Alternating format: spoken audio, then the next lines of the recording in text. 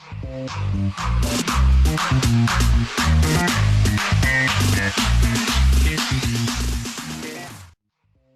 terima kasih Pak Sony. Assalamualaikum warahmatullahi wabarakatuh. Salam Pak Telki buat semuanya rekan-rekan. Baik, sesuai dengan yang diminta oleh panitia, hari ini saya akan menyampaikan materi tentang pengalaman ya, terutama dalam penanganan COVID-19 ini. Kita tahu bahwa tidak ada yang siap sebetulnya menangani COVID-19 ini.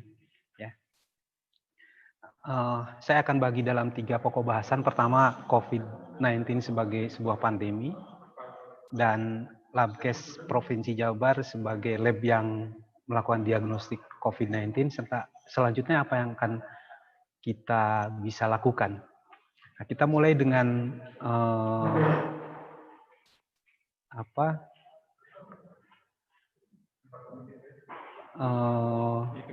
mulai dari briefingnya WHO pada 16 Maret bahwa yang harus dilakukan oleh semua negara itu disebutkan. Ini ada we have simple message for all countries, test, test, and test. Ya, semua suspek dites. Yang menjadi masalah kan adalah lembaga yang melakukan tesnya, termasuk kompetensi dan tanggung jawab penyelenggara tes tersebut. Nah, di dalam perkembangannya, pada saat awal mulai ditemukan adanya penyakit pneumonia di Jakarta itu kan dari penguatan COVID-nya oleh Balitbangkes. Ya. Tapi selanjutnya tanggal 16 Maret itu keluar SK Kemenkes tentang jejaring lab pemeriksa COVID. Ya. Selang beberapa hari kemudian muncul lagi tanggal 19 Maret itu setelah ada berita, terutama di Jawa Barat nih, Pak Ridwan Kamil telepon Kemenkes katanya tanggal 18. Tanggal 19-nya keluar Permenkes yang menyertakan Labkes Jabar sebagai pemeriksa COVID-19. Selanjutnya direvisi kembali tanggal 26, masuk ada 4 lab universitas yang melakukan pemeriksaan COVID-19 baik RT-PCR. Nah, setelah itu juga ada lagi pedoman, terutama untuk pemeriksaan RT-PCR. Ya. Itu dibebaskan oleh Kemenkes, tapi dengan persyaratan. Nah, ini muncul pada tanggal 7 April 2020, sehingga di sana banyak yang mengajukan keinginan untuk menjadi pemeriksa COVID-19, terutama lab-lab yang memang pekerjaannya sehari-hari melakukan pemeriksaan virus, terutama di Balivet pertanian ya, nah di sana. Nah, 13. Selain itu juga pedoman pencegahan dan pengendalian coronavirus disease itu sudah direvisi 4 kali oleh Kemenkes, dan terakhir yang tanggal 13 April 2020 pernyataan sebagai bencana nasional. Pada saat ini kalau saya masuk update 21 Mei, berarti seminggu yang lalu ya, lab yang beroperasi di Indonesia itu ada 129. Ini bisa kita lihat sebarannya mulai dari Kementerian Kesehatan ada 24, Kemendikbud, Kementerian Pertanian, Menristek, Kemenag, TNI, Polri, Pemda, Badan POM, dan yang terbesar di sini kan Pemda, 42 lab. Artinya itu adalah Labkesda atau rumah sakit milik daerah. Ya. Nah, ini sebarannya. Nah, data terakhir terkonfirmasi PCR ini per 29 Mei 25.216. Di situ dijelaskan selain PCR tadi seperti yang ditanyakan oleh pemirsa, ada satu yang tes cepat molekuler. Ini sudah dilakukan ya di 53, ini 91.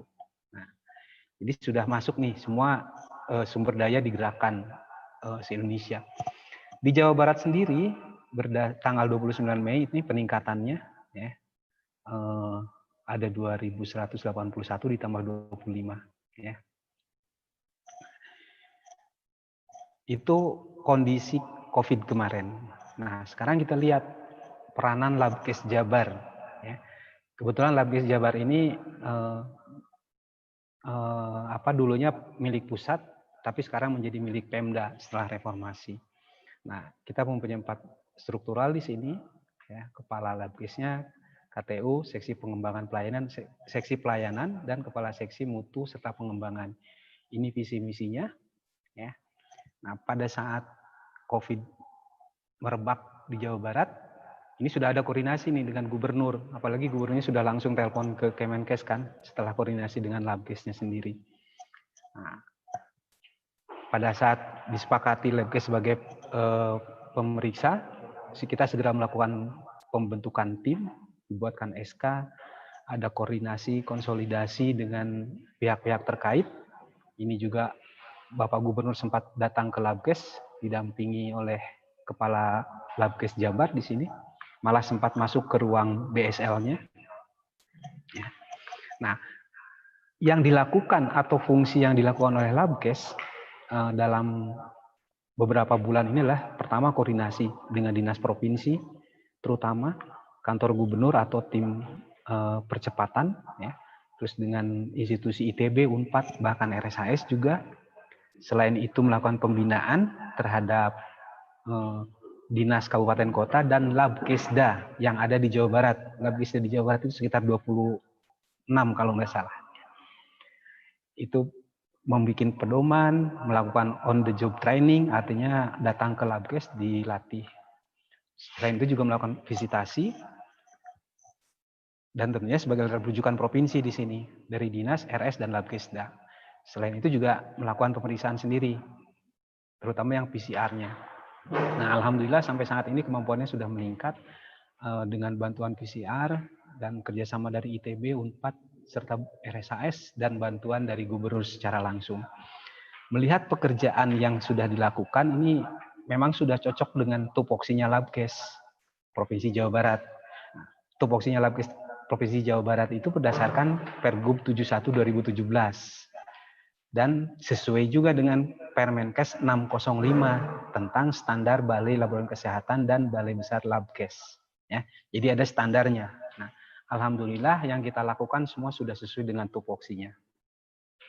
Kegiatan detail yang dilakukan tadi sudah saya sampaikan, pembentukan tim internal, koordinasi eksternal, penyusunan prosedur, penyusunan pedoman penggunaan APD, dan video tutorial untuk rapid test yang dilakukan secara masif di Jawa Barat, on the job training untuk petugas Labkes dan Dinkes Kabupaten Kota se-Jawa Barat, ya, visitasi lab calon pemeriksa COVID-19, pemeriksa rapid test secara massal, dan distribusi bantuan sarana buat kabupaten kota, pemeriksaan RT-PCR, rujukan, baik yang disampling sendiri. Ya. Kita lihat secara grafis atau gambarnya, ini tenaga di Labkes Jawa Barat, hampir 60 yang terlibat secara langsung ya, dari sekitar 100 pegawai di Labkes Prof Jabar. Yang terlibat adalah pegawai terlalu besar. Sebentar ya. Oke. Ini gambarnya nggak muncul, nggak apa-apa ya. Oke, saya lanjutkan ya. Nah, tadi pegawai Labkes sendiri dibantu dengan pegawai non PNS yang ada di Labkes ya. Ada hampir 20 lebih. Terus dibantu juga dengan tenaga relawan yang dikontrak oleh Pikobar. Ya. Itu berasal dari Poltekkes Bandung dan Istikes Ahmad Yani. Selain itu ada relawan ITB, baik mahasiswa, dosen, ataupun peneliti dari Unpad juga, RSAS, dan dibantu tim TAP dari gubernuran. Ya. Nah itu tenaganya. Jadi alhamdulillah banyak yang terlibat dalam penanganan COVID-19 di Labkes Jabar. Nah, kita juga sudah membuat alur kegiatan, kita bisa melakukan sampling atau menerima sampling, terus ada input data, dan kebetulan ini kan input datanya per hari itu bisa sampai 600 sampai 1000 ya. Jadi kita sudah dibantu oleh tim IT dari Unpad, bahkan sekarang sudah menggunakan aplikasi dari pusat ya, dari gugus tugas. Jadi datanya terintegrasi sekarang.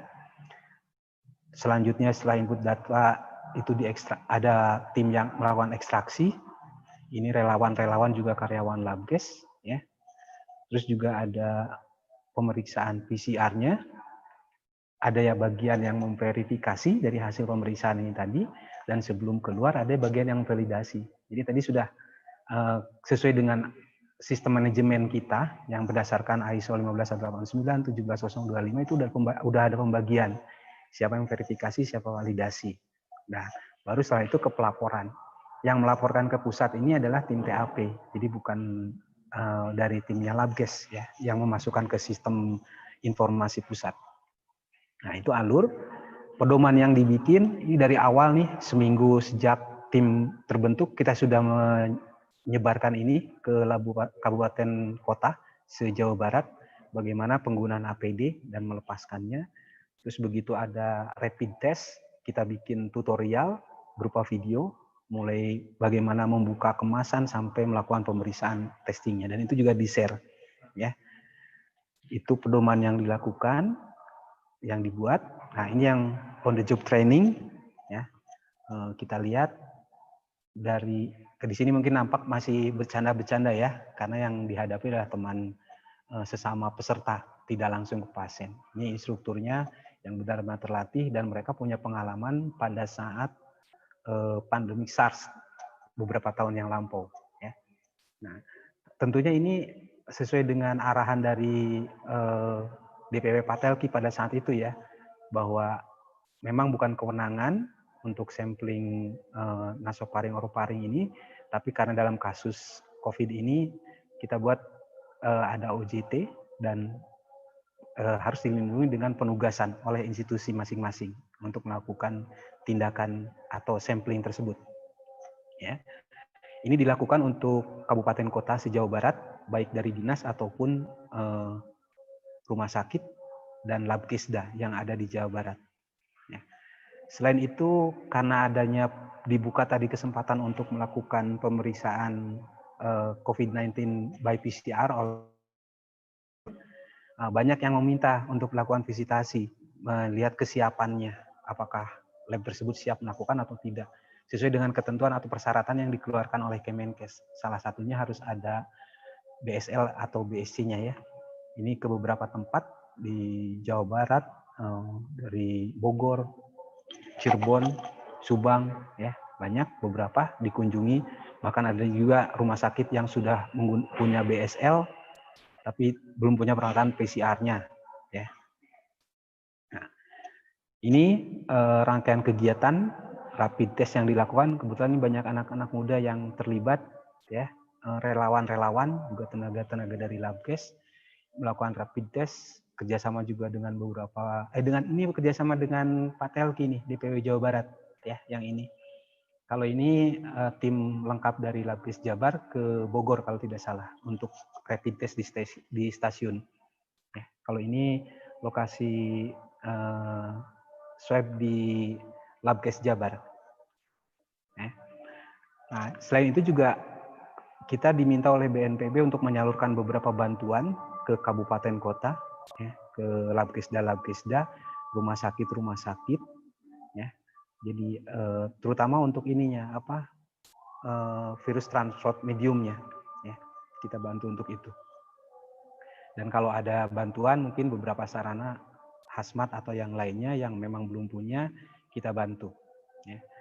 Nah, ini ruangan pemeriksaannya sendiri di lab kita. Ini ruangan BSL-nya yang memang sudah berdiri dari beberapa tahun sebelumnya. Awalnya sih untuk TB ya. Nah, ini juga mesin-mesin PCR-nya sudah ditambah sekarang dengan yang dibeli oleh Gubernur Jawa Barat. Selain yang existing, kerjasama dengan RSAS dan UNPAD serta ITB. Itu karena tadi begitu masifnya sampel yang masuk, jadi beberapa ruangan di Labkes ini dimanfaatkan. Ya. Ruangan rapat sekarang udah nggak ada, tapi dipakai untuk validasi akhir data nih. Terus input data ada yang di lantai 3, ada yang di lantai 1, input datanya. Ya. Karena saking besarnya kapasitas yang harus kita selesaikan. Apalagi permintaan gubernur kan bisa 1.200 per hari pemeriksaan PCR-nya. Nah, ini perbekalan yang kita terima. Kita juga dapat sumbangan dari beberapa perguruan tinggi, terutama untuk VTM pada awalnya. terus dari BNPB, dari perusahaan-perusahaan, individu, bahkan dari DPW Patelki juga ada ini sumbangan yang masuk ke kita untuk mensupport. Ya. Kita distribusikan lagi ke kabupaten kota yang memerlukannya. Nah ini kekhawatiran dari awal teman-teman nih, walaupun sudah terbiasa punya BSL, pada saat banyak yang masuk datang yang mau diswab ke Labkes, ada kekhawatiran juga kan. Nah kita pada saat pertama kita minta bantuannya PMI untuk melakukan disinfeksi di Labkes, 3 ruangan, 3 lantai, ya, 3 gedung, 3 lantai.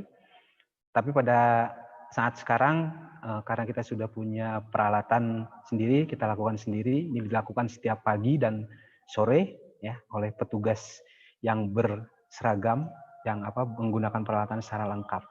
Juga yang pribadi juga disediakan untuk desinfeksi ruangan atau pekerjaan. Masalah lain yang muncul adalah limbah. Ini bisa dalam 2 bulan ini bisa 6-10 kali nih volume limbah yang kita buang, ya, terutama yang kerjasama dengan pihak ketiga untuk diambil. Belum lagi yang kita lakukan desinfeksi atau kita autoclaving sendiri di Labkes sebelum dibuang. Ya. Ini juga perlu perhatian tersendiri petugasnya. Itu dalam gambar kegiatannya. Nah, kalau dari segi jejaring, ini yang sudah kita lakukan untuk jejaring di Jawa Barat, ya. Yang dilakukan sudah banyak yang bisa melakukan di sini. Ada sekitar 23, tapi belum semua aktif tentunya, ya. Ada yang kapasitasnya sudah tinggi, ada yang masih kecil juga, ya. Nah, terakhir ini yang dibicarakan saat ini kan new normal. Ada yang bilang bukan new normal sebetulnya, tapi new norm. Ya. Kalau kita merujuk ke Kemenkes atau Kemendagri, apa yang dimaksud new normal itu kan sikap hidup kita atau gaya hidup kita supaya bisa bertahan pada saat ini belum berakhir gitu loh. Ya. Nah, itu masih jadi ada perdebatan juga dalam definisi new normal tersebut. Tapi yang jelas sejak terjadinya pandemi ini, Labkes sudah menerapkan beberapa upaya distance untuk pengunjung, ya. Malah sudah pakai shield, bukan face shield lagi, tapi shield antara karyawan dengan pelanggan, ya, dengan pasien yang datang. Nah, ini sudah diberlakukan sampai sekarang juga. Nah, kalau merujuk ke, ini lari-lari. Ini nih berita terakhir, ya. 26 Mei, itu Bappenas sudah diminta untuk mendesain ulang sistem kesehatan nasional nih. Ini yang mungkin nanti akan berdampak terhadap laboratorium atau sebagai Fasiankes, ya, di mana diharapkan reformasi sistem kesehatan nasional itu mulai dilakukan. Yang salah satu butirannya kalau saya lihat secara mendalam di sini ada pengembangan sistem surveillance penyakit terpadu dan pengembangan jejaring laboratorium. Ya, kalau tadi Pak Edi merasa Labkesdanya dulu kehilangan induknya, nah sekarang ini mulai nih dipikirkan, ya. Di sini disebut di sini, terus ada lagi di sini kriteria atau langkahnya adalah kan indikator untuk new normal itu di sini ya, RT-nya sama rasio ini, ya. Di mana indikator ini harus berdasarkan data kan. Datanya dari mana? Jumlah kasus positif baru per hari, ya. Terus yang untuk surveillance indikatornya ini kan, ya, jumlah tes 1 juta per 1 juta penduduk, di atas 3.500 ya. Nah, ini Indonesia masih rendah ya. Nah, yang dibutuhkan apa untuk mencapai tadi? Ini jumlah tes PCR dan TCM per hari di provinsi, kabupaten, kota. Nah, ini tentunya menunjukkan bahwa lab harus diperkuatkan. Nah, ini peluang yang kita bisa harapkan setelah COVID-19 ini. Apalagi kalau Ibu Bapak mengamati atau mendengarkan ini kan, epidemiologi UI menyebutkan bahwa keberadaan Labkes itu kurang diperhatikan katanya. sejak adanya desentralisasi. Nah, ini mulai rame nih ini fungsinya. Bahkan saya sempat bertanya juga dalam diri sendiri, apakah data yang ada sekarang itu bisa dipakai secara akurat untuk pendugaan-pendugaan dari segi epidemiologi, data-data dari lab tersebut. Ya, ini menjadi pertanyaan besar saat ini. Juga ini dari Pak Jubir COVID-19 nih, itu datang ke BTKL, ya, setelah ada demo, dianggap di situ disebutkan adanya terima kasih kepada Pak Telki sebagai profesi dan ATLM yang melakukan diagnostik COVID-19 tadi. Ya. Nah, berdasarkan kejadian-kejadian ini kan harusnya ada pembelajaran dari kasus ini. Apalagi pada Agustus 2019, bahkan 2 tahun sebelumnya itu, sudah ada wacana pembentukan asosiasi labkes daerah. Ya, karena ada beberapa keluhan dari labkes daerah. Sudah dideklarasikan ke Jakarta, kita sempat menghadap ke Kemenkes, bertemu dengan deklaratornya, bahkan oleh Kemenkes disetujui nih di pertemuan di Jogja waktu itu, asosiasi labkes. Kita sudah merencanakan pada bulan April kemarin, ya, sebelum terjadi COVID, mau ada pertemuan di Bandung, tapi ternyata berkata lain, ya, kita tunda seluruh kegiatannya. Nah, mudah-mudahan asosiasi ini nanti bisa memetakan ini tadi nih, kan potensinya hanya ada 129, padahal labkesda ya, milik labkes yang ada di milik Kemenkes, provinsi, dan kabupaten kota ini jumlahnya 237. Di kabupaten kota ada 206, di provinsi ada 27, di pusat ada 4, belum ditambah lagi yang BTKL. Ya, nah, ya itu yang BTKL. Kalau ini yang labkesda, yang dulunya kalau BLK provinsi ada di pusat, tapi sekarang menjadi miliknya provinsi masing-masing. Nah, pada 2003 ini kalau nggak salah ya, setelah adanya reformasi, itu ada studi yang dilakukan oleh Direktur Laboratorium Kesehatan Ditjen Yanbed dulu, Ditjen Yanbed ya, dengan Pusat Manajemen Pelayanan Kesehatan Jogja. Ini ada kesimpulannya, fungsi labkes sebagai pelayanan dipengaruhi oleh kondisi lingkungan masing-masing. Ini menimbulkan kebingungan peran labkes dulunya. Sarannya adalah ini, ada beberapa saran, 5. Ya. Salah satunya ini, mengembangkan fungsi sebagai regulator yang didukung oleh kewenangan kapasitas yang cukup mendukung fungsinya. Nah, saya kira ini harusnya bisa diaplikasikan pada saat ini, di mana peranan labkes seperti yang dilakukan oleh Labkes Jabar bisa melakukan pembinaan ke kabupaten kota, ya, secara langsung. Nah, harusnya BLK yang ada 27 di tiap provinsi ini bisa melakukan pembinaan kepada labkes-labkes kabupaten kota atau rumah sakit yang ada di provinsinya masing-masing, sehingga mungkin cakupan ini bisa segera teratasi kalau memang itu sudah berjalan. Ya. Nah, ini tadi kita bicara tentang new normal. Untuk di labkes sendiri sebetulnya saya lebih menyukainya old normal atau mungkin normalisasi, karena semuanya sudah ada diatur tentang cara berlaboratorium yang baik. Ya. Apalagi 2018 Kemenkes telah mengeluarkan nih Permen 52 Peraturan Menteri Kesehatan Nomor 52 Tahun 2018 tentang keselamatan kesehatan kerja di Fasiankes selain rumah sakit, ya, yang bisa digunakan oleh puskesmas atau labkesda. Atau ada juga standar SNI 8340 2016. Ini dua-duanya sudah ada sebelum COVID ini terjadi. Jadi kalau ini sudah dilakukan oleh labkes, saya kira new normalnya nggak ada ya, tapi menghidupkan kembali yang tidak pernah dilakukan atau yang lupa dilakukan. Nah, kalau kita lihat ke Permenkes tadi tentang Fasiankes dalam penyelenggaraan K3-nya, di sini ada sistem manajemen K3 di Fasiankes meliputi penetapan kebijakan K3, perencanaan K3 di Fasiankes, pelaksanaan, pemantauan, dan peninjauan. Ini ada standar K3-nya di Pasienkes. Ya, kita lihat satu-satu. Pengenalan potensi bahaya, penilaian risiko K3 dilakukan mulai identifikasi potensi bahaya, penilaian risiko atau manajemen risiko. Ya, itu harus dilakukan. Nah, standar ISO-nya ada, ya. Waktunya tinggal 3 menit, Pak. Oke, ya, mudah-mudahan bisa selesai, Pak. Kedua, penerapan kewaspadaan standar dilakukan ini, cuci tangan, penggunaan alat pelindung diri, penataan laksanaan peralatan, limbah, ini sudah ada di Permenkes yang 2018. 3, penerapan kewaspadaan standar memenuhi peraturan yang berlaku.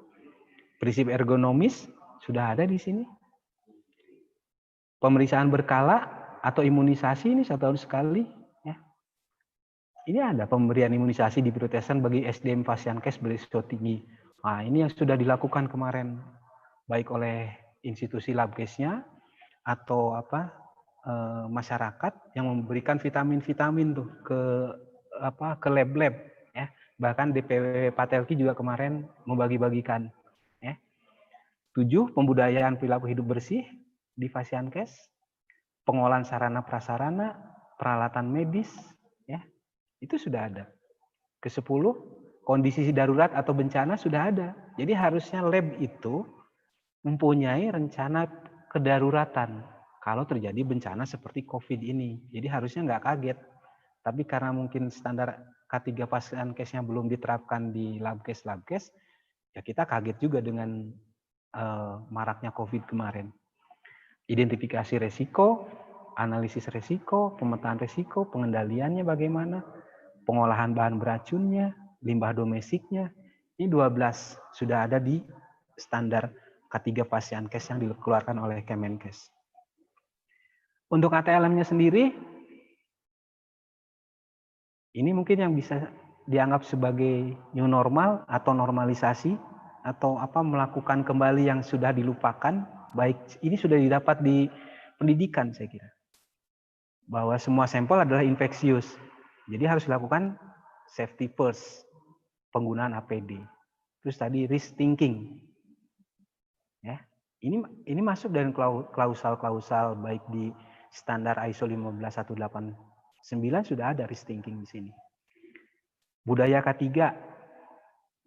Nah, ini yang kemarin agak ramai, pengambilan contoh uji untuk nasofaring. Apakah nanti institusi pendidikan memasukkan kurikulumnya atau kompetensinya seperti yang disampaikan oleh Pak Edi tadi, dikembangkan lagi SKKNI-nya sampai ke arah sana. Dan yang terakhir ini tentang biologi molekuler. Ya. Oke, saya kira itu saja yang bisa saya sampaikan. Kita belajar karena kita melakukan, di mana pengalaman adalah guru yang terbaik.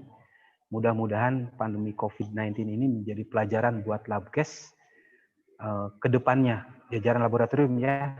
Karena kemarin malam saya sempat bicara dengan rekan saya yang ahli mikrobiologi, katanya mungkin ada lagi pandemi yang lain selain ini ya, dari segi mikrobiologi. Terima kasih. Assalamualaikum warahmatullahi wabarakatuh.